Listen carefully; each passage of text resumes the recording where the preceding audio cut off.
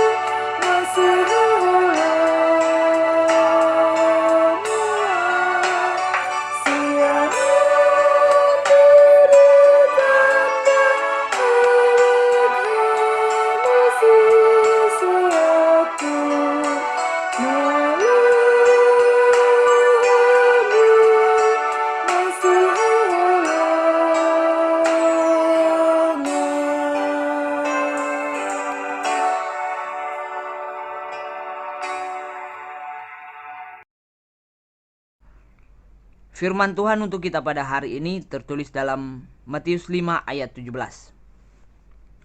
Janganlah kamu menyangka bahwa aku datang untuk meniadakan hukum Taurat atau kitab para nabi.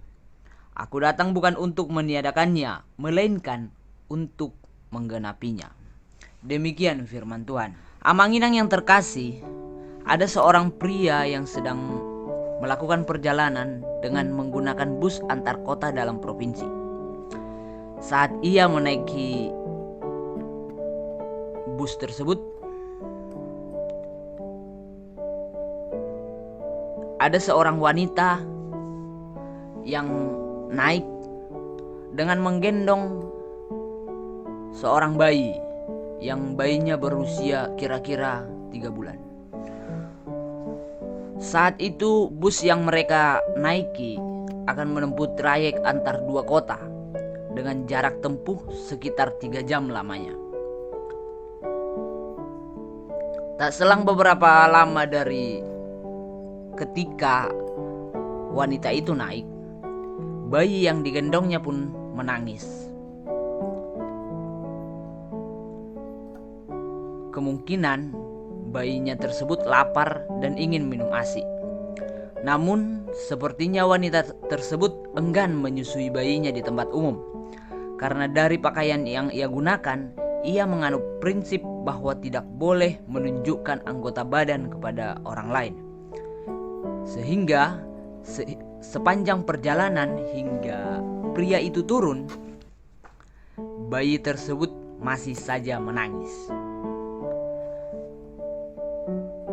Amang Inang yang terkasih, memang mungkin wanita tersebut sangat memegang teguh ajaran agamanya untuk tidak menunjukkan anggota badannya kepada orang lain. Akan tetapi, apa ia harus membiarkan bayinya kelaparan selama 3 jam perjalanan? Kita tidak tahu mana yang benar menurut ajaran agamanya. Tetapi sebenarnya hal tersebut juga menjadi perhatian Tuhan Yesus di masanya, terutama kepada ahli Taurat dan orang Farisi. Ahli Taurat dan orang Farisi memang seakan-akan mengasihi Allah dengan cara melakukan hukum Taurat secara ketat. Tetapi mereka lupa unsur kasih tersebut. Mereka menerapkan hukum Taurat secara kaku, yaitu mata ganti mata, gigi ganti gigi, seperti yang kita lihat dalam Matius 5 ayat 38. Mereka melaksanakan peraturan Sabat dengan sangat kaku sehingga membenci Yesus yang menyembuhkan orang sakit pada hari Sabat. Hal tersebut sama dengan apa yang dilakukan oleh wanita dari cerita di atas. Wanita itu berusaha untuk melakukan ajaran agama tentang menutup tubuhnya. Tetapi di satu sisi, ia tidak memiliki kasih terhadap bayinya. Kira-kira jika nanti bayinya meninggal karena kelaparan selama 3 jam atau lebih, apa yang akan dikatakan Tuhan ketika wanita tersebut nanti menjalani penghakiman di hadapan Tuhan? Amanginang yang terkasih, memang kita pun dapat meneladani apa yang dilakukan oleh ahli Taurat dan orang Farisi, yaitu menyelidiki kitab suci dengan seksama. Bagaimana firman Tuhan dalam Alkitab adalah makanan rohani bagi jiwa kita, sehingga kita pun perlu melatih diri kita untuk menyiapkan makanan rohani kita. Kita tentu tidak akan makan makanan tanpa dimasak terlebih dahulu setiap hari, bukan?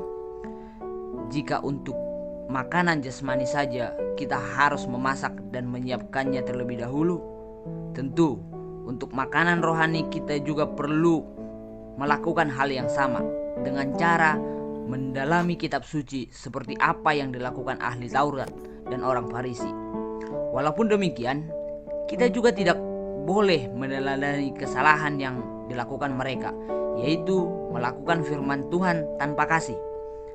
Kasih adalah hal yang membedakan antara orang Kristen dengan ahli Taurat dan orang Farisi. Ketika kita melakukan firman Tuhan dalam kehidupan kita, itu bagus.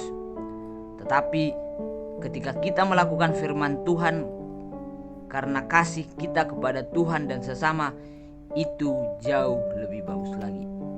Amin. Kita berdoa. Ya Tuhan Allah kami yang bertata tinggi dalam kerajaan sorga, terima kasih Tuhan atas berkat dan pertolongan yang selalu Tuhan berikan kepada kami. Tuhan, melalui renungan yang kami baca hari ini, ingatkan kami Tuhan ketika kami sering lupa untuk mengasihi orang-orang di sekitar kami. Tuhan, kiranya roh yang daripadamu selalu ada untuk kami, untuk mengajari kami di setiap kehidupan kami. Engkau mengasihi kami dan ajarkan kami agar dapat mengasihi orang-orang yang ada di sekitar kami. Kami serahkan hidup kami di sepanjang hari ini hanya ke dalam tangan-Mu. Lindungi dan janggai kami dalam naungan kasih-Mu.